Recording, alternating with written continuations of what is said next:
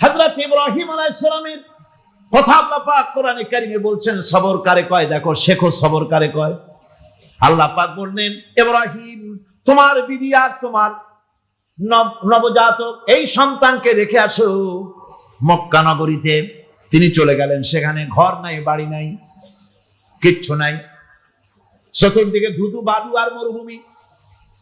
হযরতে হাজরা বলছেন, ইব্রাহিম সামান্য পানি আর খাবার দিয়া আমার সন্তান শুদ্ধ এখানে রেখে যেতেছো, আমি কি অপরাধ করেছি? কোনো জবাব নাই। দুইবার তিনবার বলার পরে হাজরা বলছেন, ইব্রাহিম গো, তবে কি আমার আল্লাহর হুকুম মতো আমারে রেখে যাচ্ছ নাকি? হযরত ইব্রাহিম আকাশের দিকে আঙ্গুল উঁচু করলেন। কথা বলবেন, বাক শক্তি বেরোচ্ছে না। 80 বছর বয়সের সময় একটা বাচ্চা আল্লাহ তারে দিচ্ছেন। আর এমন বাচ্চা, পয়গম্বরের ছেলে, কি সুন্দর চেহারা, মরুভূমির উপরে ফালাই দিয়ে রওনা হয়ে যাচ্ছেন।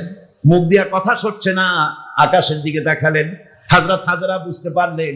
হযরত হাজরা বলেন, ইব্রাহিম কোনো চিন্তা নাই, নিশ্চিন্ত মনে বাড়ি ফিরে যাও। আমি আমার আল্লাহর উপরে এতটা ভরসা করি, আল্লাহর হুকুমে যদি আমার এখানে রেখে যেয়ে থাকো, ওই আল্লাহ পাক আমাকে আর আমার কলিজার টুকরা ইসমাইলকে পানিতে আর খাবারে মারবেন না, অবশ্যই তিনি ব্যবস্থা করবেন। ব্যবস্থা হয়ে গেল। হযরত ইসমাইল বড় হয়ে গেলেন। আল্লাহ পাক অর্ডার করলেন, জবাই করো ছেলেকে।